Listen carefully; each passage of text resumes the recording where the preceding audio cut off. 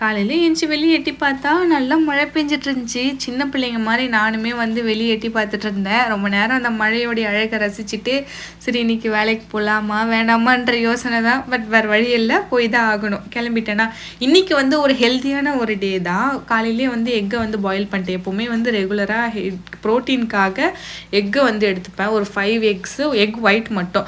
அப்படியே cinnamon tea போட்டு குடிச்சிட்டு ஆஃபீஸ் வந்துட்டேன். இன்னைக்கு கண்டிப்பாக ஒரு 3 லிட்டர் வாட்டராச்சும் குடிச்சுன்னு சொல்லிட்டு ஒரு கோல் வச்சுருந்தேன்.